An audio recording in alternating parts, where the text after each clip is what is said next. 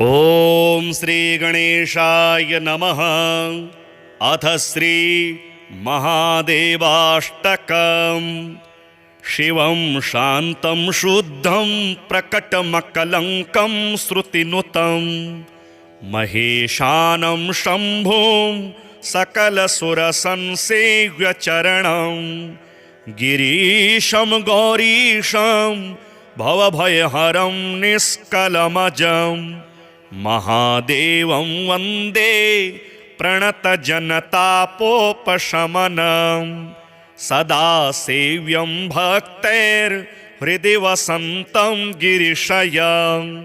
मुमाकान्तं शान्तं करधृतपिनाकं भ्रमहरं त्रिनेत्रं पञ्चास्यं दशभुजमनन्तं शशिधरं महादेवं वन्दे प्रणतजनतापोपशमनं चिताभस्मालिप्तं भुजगमुकुटं विश्वसुखदं धनाध्यक्षस्याङ्गं त्रिपुरवधकर्तारमनघं करोटिखट्वाङ्गे यरसि च दधानं मृतिहरं महादेवं वन्दे प्रणतजनतापोपशमनं सदोत्साहं गङ्गाधरमचलमानन्दकरणं पुरारातिं भातं रतिपतिहरं दीप्तवदनं जटाजूटेर्जुष्टं रसमुखगणेशानपितरं महादेवं वन्दे प्रणतजनतापोपशमनं वसन्तं कैलासे सुरमुनिसभायां हि नितरां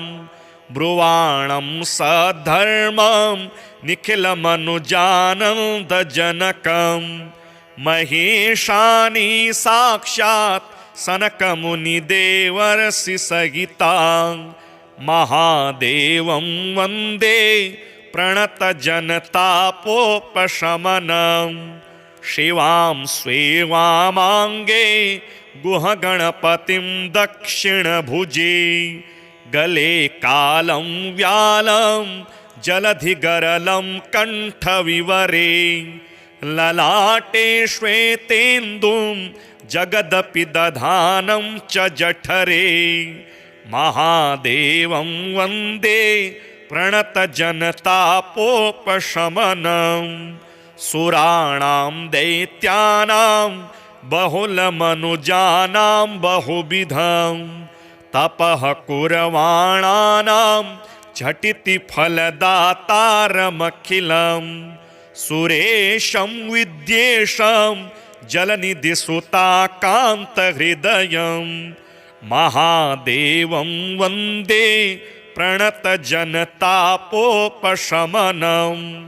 वसानं वैयाग्रीं मृदुललितां कृत्तिमजरां वृषारूढं सृष्ट्या दिशु कमलजाद्यात्मवपुषम् अतर्क्यं निर्मायं तदपि फलदं भक्तसुखदं महादेवं वन्दे प्रणतजनतापोपशमनम् इदं स्तोत्रं शम्भोर्दुरितदलनं धान्यधनदं हृदि ध्यात्वा शम्भुं तदनु रघुनाथेन रचितं नरः सायं प्रातः पठति नियतं तस्य विपदः शयं यान्तीं स्वर्गं व्रजति सहसा सोऽपि मुदितः शिवं शान्तं शुद्धं प्रकटमकलङ्कं श्रुतिनुतं महेशानं शम्भुं सकलसुरसंसेव्यचरणं गिरीशं गौरीशं भवभयहरं निष्कलमजं महादेवं वन्दे प्रणतजनतापोपशमनं सदा सेव्यं भक्तैर् हृदि वसन्तं गिरिशयं मुमाकान्तं शान्तं करधृतपिनाकं भ्रमहरं त्रिनेत्रं पञ्चास्यं दशभुजमनन्तं शशिधरं महादेवं वन्दे प्रणतजनतापोपशमनं चिताभस्मालिप्तं भुजगमुकुटं विश्वसुखदं धनाध्यक्षस्याङ्गं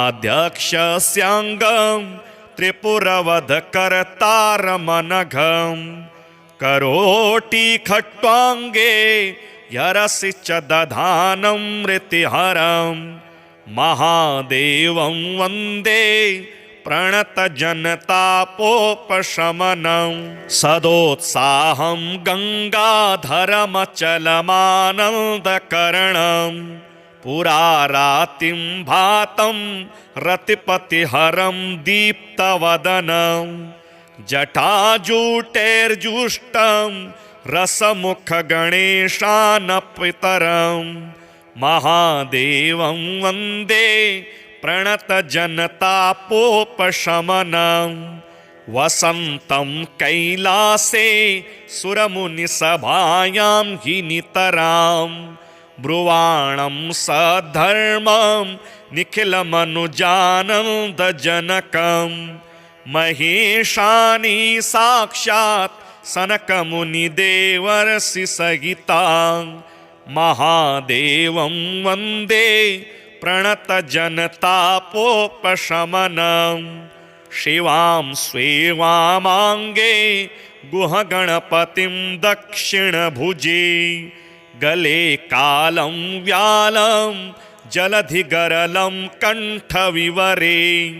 ललाटे श्वेतेन्दुं जगदपि दधानं च जठरे महादेवं वन्दे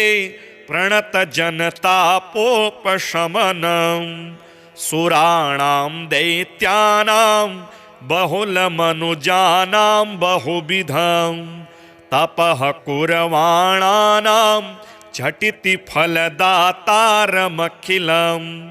सुरेशं विद्येशं जलनिधिसुताकान्तहृदयं महादेवं वन्दे प्रणतजनतापोपशमनं वसानं वैयाग्रीं मृदुललितां कृत्तिमजरां वृषारूढं सृष्ट्या दिशु कमलजाद्यात्मवपुषम् अतर्क्यं निर्मायं तदपि फलदं भक्तसुखदं महादेवं वन्दे प्रणतजनतापोपशमनम् इदं स्तोत्रं शम्भोर्दुरितदलनं धान्यधनदं हृदि ध्यात्वा शम्भुं तदनु रघुनाथेन रचितं नरः सायं प्रातः पठति नियतं तस्य विपदः शयं यान्तीं स्वर्गं व्रजति सहसा सोऽपि मुदितः शिवं शान्तं शुद्धं प्रकटमकलङ्कं श्रुतिनुतं महेशानं शम्भुं सकलसुरसंसेव्यचरणं गिरीशं गौरीशं भवभयहरं निष्कलमजं महादेवं वन्दे प्रणतजनतापोपशमनं सदा सेव्यं भक्तैर्हृदि वसन्तं गिरिशयं मुमाकान्तं शान्तं करधृतपिनाकं भ्रमहरं त्रिनेत्रं पञ्चास्यं दशभुजमनन्तं शशिधरं महादेवं वन्दे प्रणतजनतापोपशमनं चिताभस्मालिप्तं भुजगमुकुटं विश्वसुखदं धनाध्यक्षस्याङ्गं त्रिपुरवधकर्तारमनघं करोटी खट्वांगे यरसि च दधानं मृतिहरं महादेवं वन्दे प्रणतजनतापोपशमनं सदोत्साहं गङ्गाधरमचलमानन्दकरणं पुरारातिं भातं रतिपतिहरं दीप्तवदनं जटाजूटेर्जुष्टं रसमुखगणेशानपितरं महादेवं वन्दे प्रणतजनतापोपशमनं वसन्तं कैलासे सुरमुनिसभायां हि नितरां ब्रुवाणं सधर्मं निखिलमनुजानन्दजनकं महेशानि साक्षात् सनकमुनिदेवर्षि सहितां महादेवं वन्दे प्रणतजनतापोपशमनं शिवां स्वेवामाङ्गे गुहगणपतिं दक्षिणभुजे गले कालं व्यालं जलधिगरलं कण्ठविवरे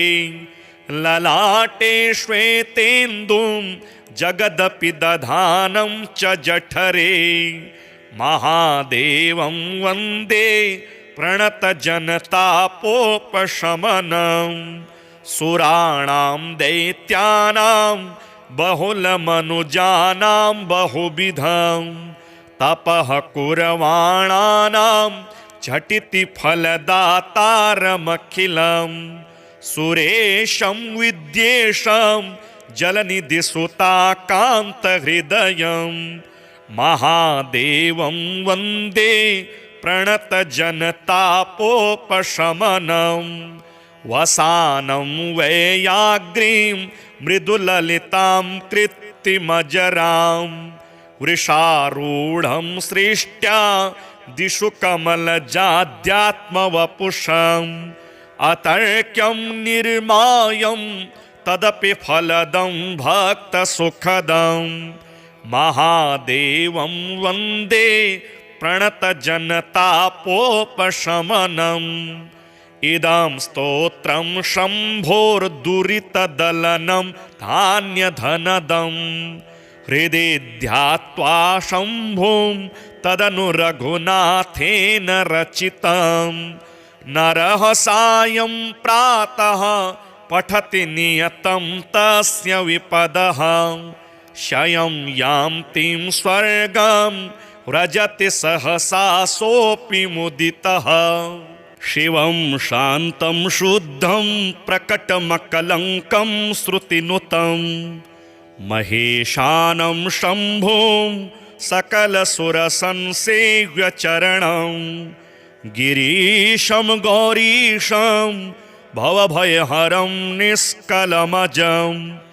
महादेवं वन्दे प्रणतजनतापोपशमनं सदा सेव्यं भक्तैर्हृदि वसन्तं गिरिशयं मुमाकान्तं शान्तं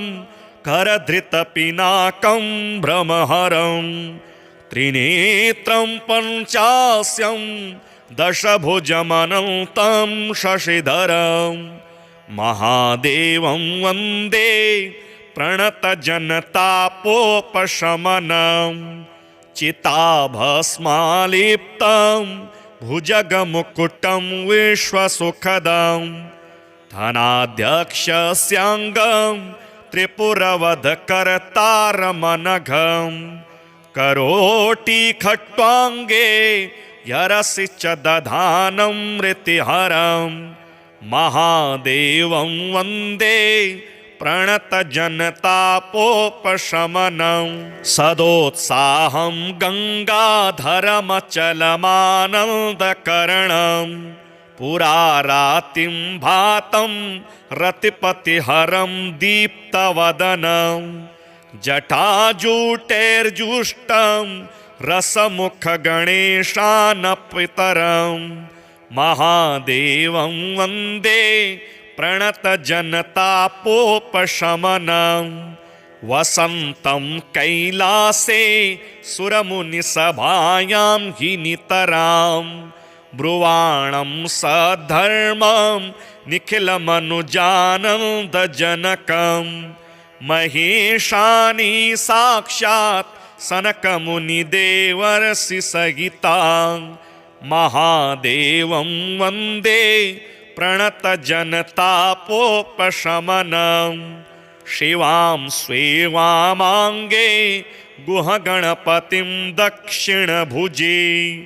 गले कालं व्यालं जलधिगरलं कण्ठविवरे ललाटे श्वेतेन्दुं जगदपि दधानं च जठरे महादेवं वन्दे प्रणतजनतापोपशमनं सुराणां दैत्यानां बहुलमनुजानां बहुविधं तपः कुर्वाणानां झटिति फलदातारमखिलं सुरेशं विद्येशं जलनिधिसुताकान्तहृदयं महादेवं वन्दे प्रणतजनतापोपशमनं वसानं वैयाग्रीं मृदुललितां कृत्तिमजरां वृषारूढं सृष्ट्या दिशु कमलजाद्यात्मवपुषम् अतर्क्यं निर्मायं तदपि फलदं भक्तसुखदं महादेवं वन्दे प्रणतजनतापोपशमनम् इदं स्तोत्रं शम्भोर्दुरितदलनं धान्यधनदं हृदि ध्यात्वा शम्भुं तदनु रघुनाथेन रचितं नरः सायं प्रातः पठति नियतं तस्य विपदः क्षयं यान्तिं स्वर्गं व्रजति सहसा सोऽपि मुदितः शिवं शान्तं शुद्धं प्रकटमकलङ्कं श्रुतिनुतं महेशानं शम्भुं सकलसुरसंसेव्यचरणं गिरीशं गौरीशं भवभयहरं निष्कलमजं महादेवं वन्दे प्रणतजनतापोपशमनं सदा सेव्यं भक्तैर्हृदि वसन्तं गिरिशयं मुमाकान्तं शान्तं करधृतपिनाकं भ्रमहरं त्रिनेत्रं पञ्चास्यं दशभुजमनन्तं शशिधरं महादेवं वन्दे प्रणतजनतापोपशमनं चिताभस्मालिप्तं भुजगमुकुटं विश्वसुखदं धनाध्यक्षस्याङ्गं त्रिपुरवधकर्तारमनघं करोटिखट्वाङ्गे यरसि च दधानं मृतिहरं महादेवं वन्दे प्रणतजनतापोपशमनं सदोत्साहं गङ्गाधरमचलमानन्दकरणं पुरारातिं भातं रतिपतिहरं दीप्तवदनं जटाजूटेर्जुष्टं रसमुखगणेशानपितरं महादेवं वन्दे प्रणतजनतापोपशमनं वसन्तं कैलासे सुरमुनिसभायां हि नितरां ब्रुवाणं सधर्मं निखिलमनुजानन्दजनकं महेशानि साक्षात् सनकमुनिदेवर्षि सहितां महादेवं वन्दे प्रणतजनतापोपशमनं शिवां स्वेवामाङ्गे गुहगणपतिं दक्षिणभुजे गले कालं व्यालं जलधिगरलं कण्ठविवरे ललाटे श्वेतेन्दुं जगदपि दधानं च जठरे महादेवं वन्दे प्रणतजनतापोपशमनं सुराणां दैत्यानां बहुलमनुजानां बहुविधं तपः कुर्वाणानां झटिति फलदातारमखिलं सुरेशं विद्येशं जलनिधिसुताकान्तहृदयं महादेवं वन्दे प्रणतजनतापोपशमनं वसानं वैयाग्रीं मृदुललितां कृत्तिमजरां वृषारूढं सृष्ट्या दिशु कमलजाद्यात्मवपुषम् अतर्क्यं निर्मायं तदपि फलदं भक्तसुखदं महादेवं वन्दे प्रणतजनतापोपशमनम् इदं स्तोत्रं शम्भोर्दुरितदलनं धान्यधनदं हृदि ध्यात्वा शम्भुं तदनु रघुनाथेन रचितं नरः सायं प्रातः पठति नियतं तस्य विपदः शयं यान्तिं स्वर्गं व्रजति सहसा सोऽपि मुदितः शिवं शान्तं शुद्धं प्रकटमकलङ्कं श्रुतिनुतं महेशानं शम्भुं सकलसुरसंसेव्यचरणं गिरीशं गौरीशं भवभयहरं निष्कलमजं महादेवं वन्दे प्रणतजनतापोपशमनं सदा सेव्यं भक्तैर्हृदि वसन्तं गिरिशयं मुमाकान्तं शान्तं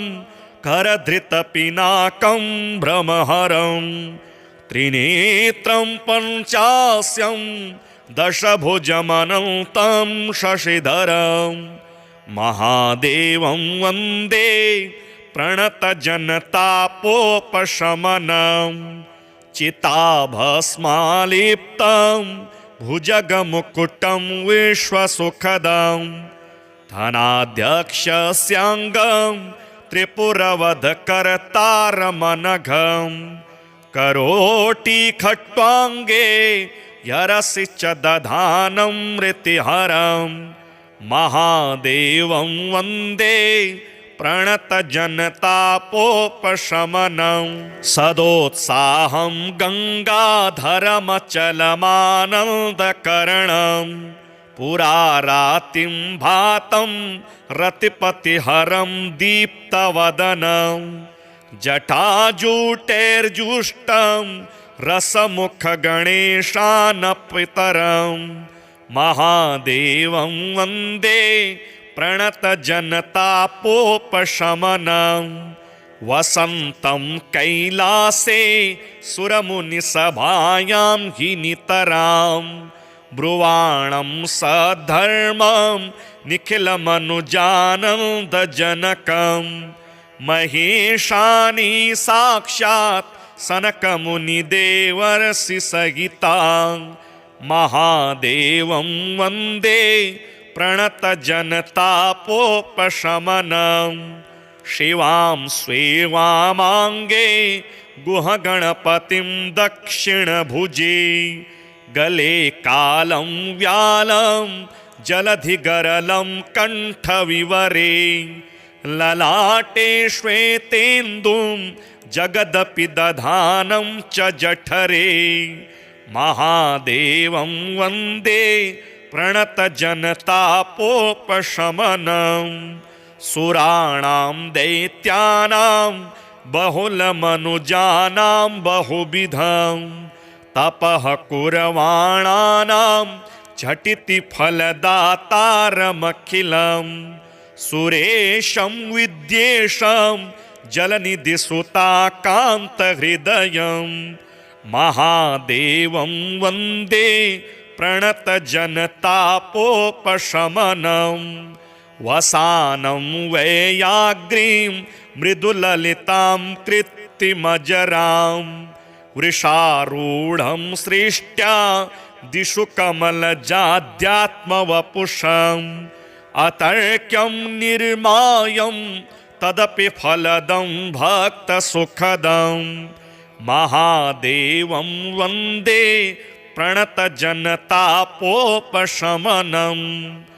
इदं स्तोत्रं शम्भोर्दुरितदलनं धान्यधनदं हृदि ध्यात्वा शम्भुं तदनु रघुनाथेन रचितं नरः सायं प्रातः पठति नियतं तस्य विपदः शयं यान्तीं स्वर्गं व्रजति सहसा सोऽपि मुदितः शिवं शान्तं शुद्धं प्रकटमकलङ्कं श्रुतिनुतं महेशानं शम्भुं सकलसुरसंसेव्यचरणं गिरीशं गौरीशं भवभयहरं निष्कलमजं महादेवं वन्दे प्रणतजनतापोपशमनं सदा सेव्यं भक्तैर्हृदि वसन्तं गिरिशयं मुमाकान्तं शान्तं करधृतपिनाकं भ्रमहरं त्रिनेत्रं पञ्चास्यं दशभुजमनन्तं शशिधरं महादेवं वन्दे प्रणतजनतापोपशमनं चिताभस्मालिप्तं भुजगमुकुटं विश्वसुखदं धनाध्यक्षस्याङ्गं त्रिपुरवधकर्तारमनघं करोटिखट्वाङ्गे यरसि च दधानं मृतिहरं महादेवं वन्दे प्रणतजनतापोपशमनं सदोत्साहं गङ्गाधरमचलमानन्दकरणं पुरारातिं भातं रतिपतिहरं दीप्तवदनं जटाजूटेर्जुष्टं रसमुखगणेशानपितरं महादेवं वन्दे प्रणतजनतापोपशमनं वसन्तं कैलासे सुरमुनिसभायां हि नितरां ब्रुवाणं सधर्मं निखिलमनुजानन्दजनकं महेशानि साक्षात् सनकमुनिदेवर्षि सहितां महादेवं वन्दे प्रणतजनतापोपशमनं शिवां स्वेवामाङ्गे गुहगणपतिं दक्षिणभुजे गले कालं व्यालं जलधिगरलं कण्ठविवरे ललाटे श्वेतेन्दुं जगदपि दधानं च जठरे महादेवं वन्दे प्रणतजनतापोपशमनं सुराणां दैत्यानां बहुलमनुजानां बहुविधं तपः कुर्वाणानां झटिति फलदातारमखिलं सुरेशं विद्येशं जलनिधिसुताकान्तहृदयं महादेवं वन्दे प्रणतजनतापोपशमनं वसानं वैयाग्रीं मृदुललितां कृत्तिमजरां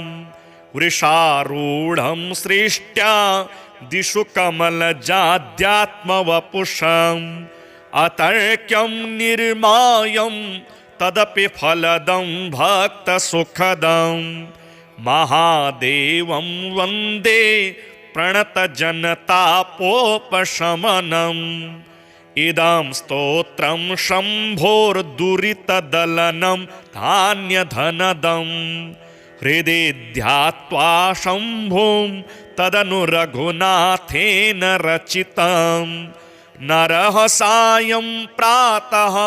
पठति नियतं तस्य विपदः क्षयं यान्तिं स्वर्गं व्रजति सहसा सोऽपि मुदितः शिवं शान्तं शुद्धं प्रकटमकलङ्कं श्रुतिनुतं महेशानं शम्भुं सकलसुरसंसेव्यचरणं गिरीशं गौरीशं भवभयहरं निष्कलमजं महादेवं वन्दे प्रणतजनतापोपशमनं सदा सेव्यं भक्तैर्हृदि वसन्तं गिरिशयं मुमाकान्तं शान्तं करधृतपिनाकं भ्रमहरं त्रिनेत्रं पञ्चास्यं दशभुजमनन्तं शशिधरं महादेवं वन्दे प्रणतजनतापोपशमनं चिताभस्मालिप्तं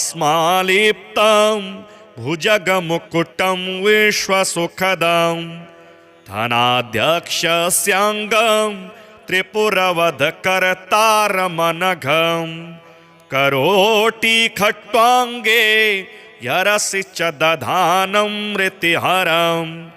महादेवं वन्दे प्रणतजनतापोपशमनं सदोत्साहं गङ्गाधरमचलमानन्दकरणं पुरारातिं भातं रतिपतिहरं दीप्तवदनं जटाजूटेर्जुष्टं रसमुखगणेशानपितरं महादेवं वन्दे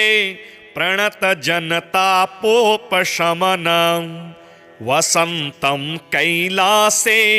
सुरमुनिसभायां हि नितरां ब्रुवाणं सधर्मं निखिलमनुजानन्दजनकं महेशानि साक्षात् सनकमुनिदेवर्षि सहितां महादेवं वन्दे प्रणतजनतापोपशमनं शिवां स्वेवामाङ्गे गुहगणपतिं दक्षिणभुजे गले कालं व्यालं जलधिगरलं कण्ठविवरे ललाटे श्वेतेन्दुं जगदपि दधानं च जठरे महादेवं वन्दे प्रणतजनतापोपशमनं सुराणां दैत्यानां बहुलमनुजानां बहुविधं तपः कुर्वाणानां झटिति फलदातारमखिलं सुरेशं विद्येशं जलनिधिसुताकान्तहृदयं महादेवं वन्दे प्रणतजनतापोपशमनं वसानं वैयाग्रीं मृदुललितां कृत्तिमजरां वृषारूढं सृष्ट्या दिशु कमलजाद्यात्मवपुषम्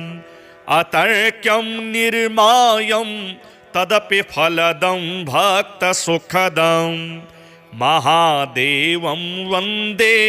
प्रणतजनतापोपशमनम् इदं स्तोत्रं शम्भोर्दुरितदलनं धान्यधनदं हृदि ध्यात्वा शम्भुं तदनु रघुनाथेन रचितं नरः सायं प्रातः पठति नियतं तस्य विपदः क्षयं यान्तिं स्वर्गं व्रजति सहसा सोऽपि मुदितः शिवं शान्तं शुद्धं प्रकटमकलङ्कं श्रुतिनुतं महेशानं शम्भुं सकलसुरसंसेव्यचरणं गिरीशं गौरीशं भवभयहरं निष्कलमजं महादेवं वन्दे प्रणतजनतापोपशमनं सदा सेव्यं भक्तैर्हृदि वसन्तं गिरिशयं मुमाकान्तं शान्तं करधृतपिनाकं भ्रमहरं त्रिनेत्रं पञ्चास्यं दशभुजमनन्तं शशिधरं महादेवं वन्दे प्रणतजनतापोपशमनं चिताभस्मालिप्तं भुजगमुकुटं विश्वसुखदं धनाध्यक्षस्याङ्गं त्रिपुरवधकर्तारमनघं करोटिखट्वाङ्गे यरसि च दधानं मृतिहरं महादेवं वन्दे प्रणतजनतापोपशमनं सदोत्साहं गङ्गाधरमचलमानन्दकरणं पुरारातिं भातं रतिपतिहरं दीप्तवदनं जटाजूटेर्जुष्टं रसमुखगणेशानपितरं महादेवं वन्दे प्रणतजनतापोपशमनं वसन्तं कैलासे सुरमुनिसभायां हि नितरां ब्रुवाणं सधर्मं निखिलमनुजानन्दजनकं महेशानि साक्षात् सनकमुनिदेवर्षि सहितां महादेवं वन्दे प्रणतजनतापोपशमनं शिवां स्वेवामाङ्गे गुहगणपतिं दक्षिणभुजे गले कालं व्यालं जलधिगरलं कण्ठविवरे ललाटे श्वेतेन्दुं जगदपि दधानं च जठरे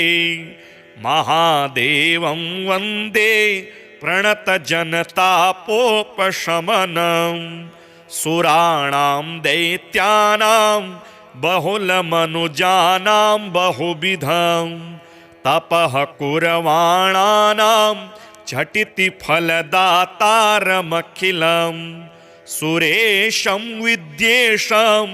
जलनिधिसुताकान्तहृदयं महादेवं वन्दे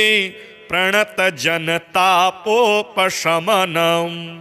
वसानं वैयाग्रीं मृदुललितां कृत्तिमजरां वृषारूढं सृष्ट्या दिशु कमलजाद्यात्मवपुषम् अतर्क्यं निर्मायं तदपि फलदं भक्तसुखदं महादेवं वन्दे प्रणतजनतापोपशमनम् इदं स्तोत्रं शम्भोर्दुरितदलनं धान्यधनदं हृदि ध्यात्वा शम्भुं तदनु रघुनाथेन रचितं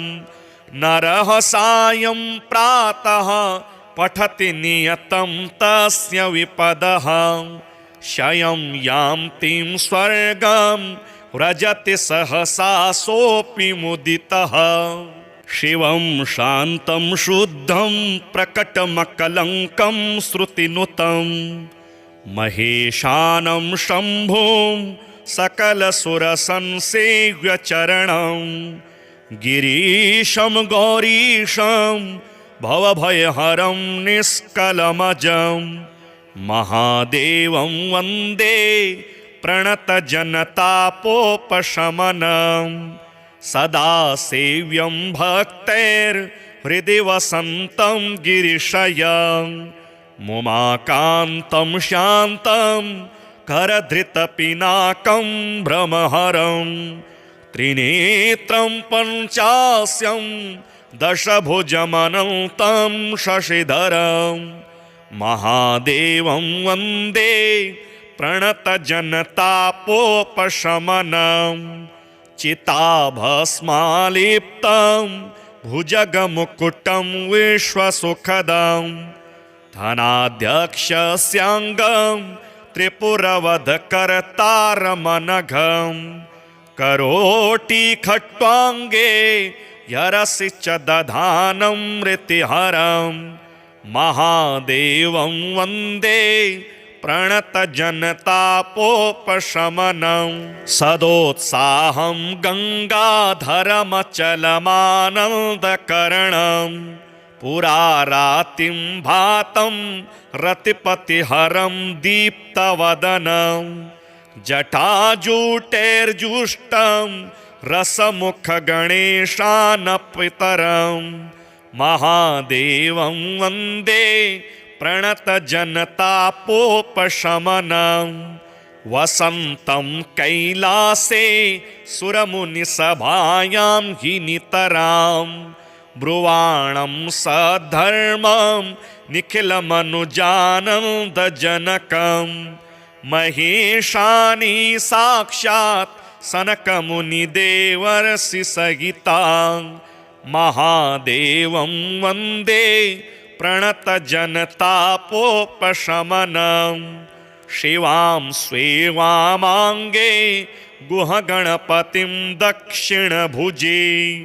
गले कालं व्यालं जलधिगरलं कण्ठविवरे ललाटे श्वेतेन्दुं जगदपि दधानं च जठरे महादेवं वन्दे प्रणतजनतापोपशमनं सुराणां दैत्यानां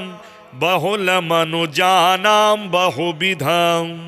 तपः कुर्वाणानां झटिति फलदातारमखिलं सुरेशं विद्येशं जलनिधिसुताकान्तहृदयं महादेवं वन्दे प्रणतजनतापोपशमनं वसानं वैयाग्रीं मृदुललितां कृत्तिमजरां वृषारूढं सृष्ट्या दिशु कमलजाद्यात्मवपुषम् अतर्क्यं निर्मायं तदपि फलदं भक्तसुखदं महादेवं वन्दे प्रणतजनतापोपशमनम् इदं स्तोत्रं शम्भोर्दुरितदलनं धान्यधनदं हृदि ध्यात्वा शम्भुं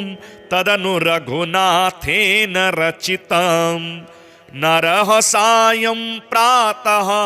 पठति नियतं तस्य विपदः शयं यान्तीं स्वर्गं व्रजति सहसा सोऽपि मुदितः शिवं शान्तं शुद्धं प्रकटमकलङ्कं श्रुतिनुतं महेशानं शम्भुं सकलसुरसंसेव्यचरणं गिरीशं गौरीशं भवभयहरं निष्कलमजं महादेवं वन्दे प्रणतजनतापोपशमनं सदा सेव्यं भक्तैर्हृदि वसन्तं गिरिशयं मुमाकान्तं शान्तं करधृतपिनाकं भ्रमहरं त्रिनेत्रं पञ्चास्यं दशभुजमनन्तं शशिधरं महादेवं वन्दे प्रणतजनतापोपशमनं चिताभस्मालिप्तं भुजगमुकुटं विश्वसुखदं धनाध्यक्षस्याङ्गं त्रिपुरवधकर्तारमनघं करोटी खट्वाङ्गे यरसि च दधानं मृतिहरं महादेवं वन्दे प्रणतजनतापोपशमनं सदोत्साहं गङ्गाधरमचलमानन्दकरणं पुरारातिं भातं रतिपतिहरं दीप्तवदनं जटाजूटेर्जुष्टं रसमुखगणेशानपितरं महादेवं वन्दे प्रणतजनतापोपशमनम् वसन्तं कैलासे सुरमुनिसभायां हि नितरां ब्रुवाणं सधर्मं निखिलमनुजानन्दजनकं महेशानि साक्षात् सनकमुनिदेवर्षि सहितां महादेवं वन्दे प्रणतजनतापोपशमनम् शिवां स्वेवामाङ्गे गुहगणपतिं दक्षिणभुजे गले कालं व्यालं जलधिगरलं कण्ठविवरे ललाटे श्वेतेन्दुं जगदपि दधानं च जठरे महादेवं वन्दे प्रणतजनतापोपशमनम् सुराणां दैत्यानां बहुलमनुजानां बहुविधं तपः कुर्वाणानां झटिति फलदातारमखिलं सुरेशं विद्येशं जलनिधिसुताकान्तहृदयं महादेवं वन्दे प्रणतजनतापोपशमनम् वसानं वैयाग्रीं मृदुललितां कृत्तिमजरां वृषारूढं सृष्ट्या दिशु कमलजाद्यात्मवपुषम् अतर्क्यं निर्मायं तदपि फलदं भक्तसुखदं महादेवं वन्दे प्रणतजनतापोपशमनम् इदं स्तोत्रं शम्भोर्दुरितदलनं धान्यधनदं हृदि ध्यात्वा शम्भुं तदनु रघुनाथेन रचितं नरः सायं प्रातः पठति नियतं तस्य विपदः शयं यान्तिं स्वर्गं व्रजति सहसा सोऽपि मुदितः शिवं शान्तं शुद्धं प्रकटमकलङ्कं श्रुतिनुतं महेशानं शम्भुं सकलसुरसंसेव्यचरणं गिरीशं गौरीशं भवभयहरं निष्कलमजं महादेवं वन्दे प्रणतजनतापोपशमनम् सदा सेव्यं भक्तैर्हृदि वसन्तं गिरिशयं मुमाकान्तं शान्तं करधृतपिनाकं भ्रमहरं त्रिनेत्रं पञ्चास्यं दशभुजमनन्तं शशिधरं महादेवं वन्दे प्रणतजनतापोपशमनम् चिताभस्मालिप्तं भुजगमुकुटं विश्वसुखदं धनाध्यक्षस्याङ्गं त्रिपुरवधकर्तारमनघं करोटिखट्वाङ्गे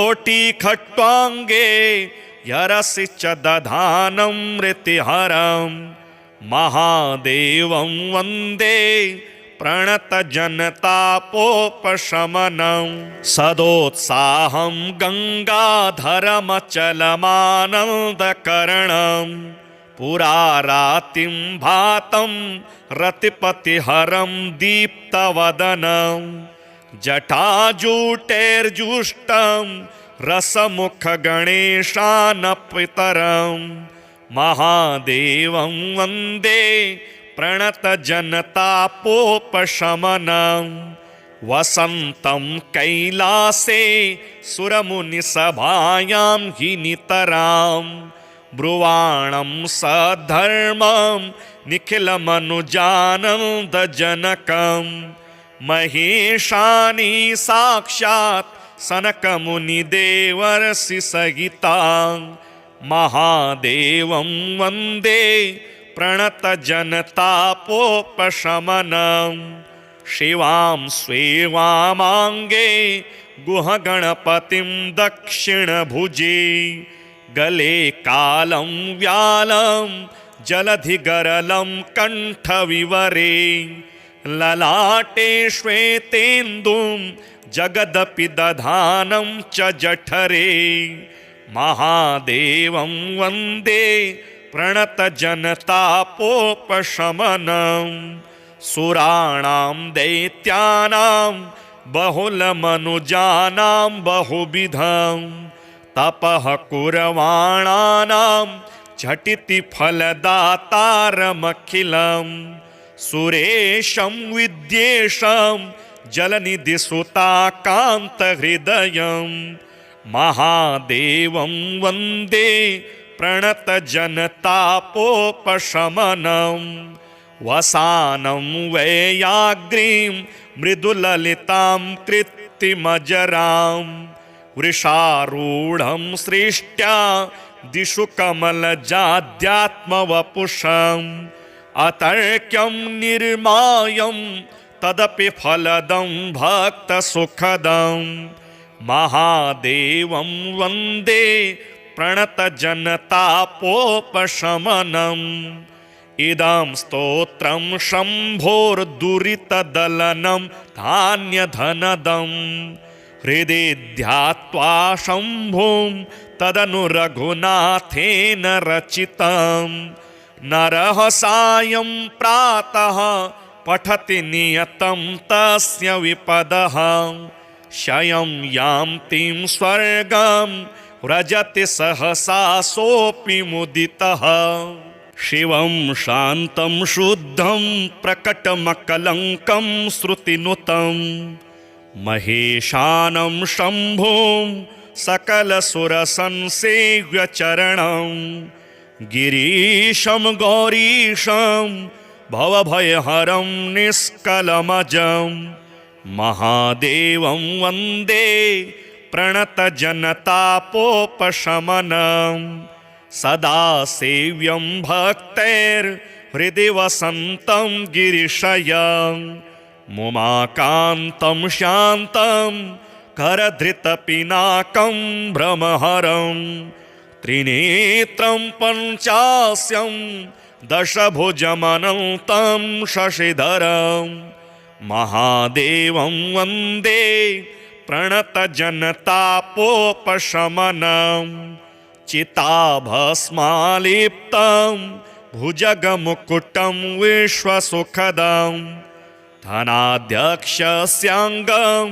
त्रिपुरवधकर्तारमनघं करोटिखट्वाङ्गे यरसि च दधानं मृतिहरं महादेवं वन्दे प्रणतजनतापोपशमनं सदोत्साहं गङ्गाधरमचलमानन्दकरणं पुरारातिं भातं रतिपतिहरं दीप्तवदनं जटाजूटेर्जुष्टं रसमुखगणेशानपितरं महादेवं वन्दे प्रणतजनतापोपशमनं वसन्तं कैलासे सुरमुनिसभायां हि नितरां ब्रुवाणं सधर्मं निखिलमनुजानन्दजनकं महेशानि साक्षात् सनकमुनिदेवर्षिसहितां महादेवं वन्दे प्रणतजनतापोपशमनं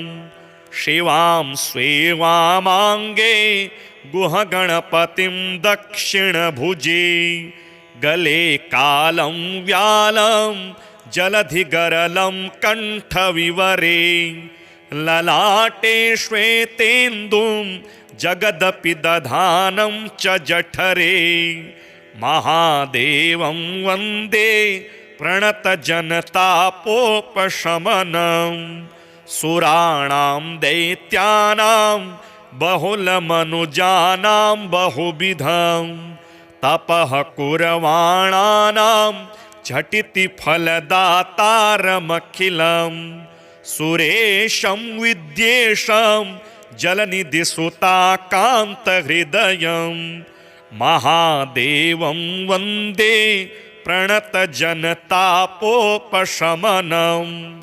वसानं वैयाग्रीं मृदुललितां कृत्तिमजरां वृषारूढं सृष्ट्या दिशु कमलजाद्यात्मवपुषम् अतर्क्यं निर्मायं तदपि फलदं भक्तसुखदं महादेवं वन्दे प्रणतजनतापोपशमनम् इदं स्तोत्रं शम्भोर्दुरितदलनं धान्यधनदं हृदि ध्यात्वा शम्भुं तदनु रघुनाथेन रचितं नरः सायं प्रातः पठति नियतं तस्य विपदः क्षयं यान्तिं स्वर्गं व्रजति सहसा सोऽपि मुदितः शिवं शान्तं शुद्धं प्रकटमकलङ्कं श्रुतिनुतं महेशानं शम्भुं सकलसुरसंसेव्यचरणं गिरीशं गौरीशं भवभयहरं निष्कलमजं महादेवं वन्दे प्रणतजनतापोपशमनं सदा सेव्यं भक्तैर्हृदि वसन्तं गिरिशयं मुमाकान्तं शान्तं करधृतपिनाकं भ्रमहरं त्रिनेत्रं पञ्चास्यं दशभुजमनन्तं शशिधरं महादेवं वन्दे प्रणतजनतापोपशमनं चिताभस्मालिप्तं भुजगमुकुटं विश्वसुखदं धनाध्यक्षस्याङ्गं त्रिपुरवधकर्तारमनघं करोटिखट्वाङ्गे यरसि च दधानं मृतिहरं महादेवं वन्दे प्रणतजनतापोपशमनं सदोत्साहं गङ्गाधरमचलमानन्दकरणं पुरारातिं भातं रतिपतिहरं दीप्तवदनं जटाजूटेर्जुष्टं रसमुखगणेशानपितरं महादेवं वन्दे प्रणतजनतापोपशमनं वसन्तं कैलासे सुरमुनिसभायां हि नितरां ब्रुवाणं सधर्मं निखिलमनुजानन्दजनकं महेशानि साक्षात् सनकमुनिदेवर्षि सहितां महादेवं वन्दे प्रणतजनतापोपशमनं शिवां स्वेवामाङ्गे गुहगणपतिं दक्षिणभुजे गले कालं व्यालं जलधिगरलं कण्ठविवरे ललाटे श्वेतेन्दुं जगदपि दधानं च जठरे महादेवं वन्दे प्रणतजनतापोपशमनं सुराणां दैत्यानां बहुलमनुजानां बहुविधं तपः कुर्वाणानां झटिति फलदातारमखिलं सुरेशं विद्येशं जलनिधिसुताकान्तहृदयं महादेवं वन्दे प्रणतजनतापोपशमनं वसानं वैयाग्रीं मृदुललितां कृत्तिमजरां वृषारूढं सृष्ट्या दिशु कमलजाद्यात्मवपुषम् अतर्क्यं निर्मायं तदपि फलदं भक्तसुखदं महादेवं वन्दे प्रणतजनतापोपशमनम् इदं स्तोत्रं शम्भोर्दुरितदलनं धान्यधनदम् हृदि ध्यात्वा शम्भुं तदनु रघुनाथेन रचितं नरः सायं प्रातः पठति नियतं तस्य विपदः क्षयं यान्तिं स्वर्गं व्रजति सहसा सोऽपि मुदितः।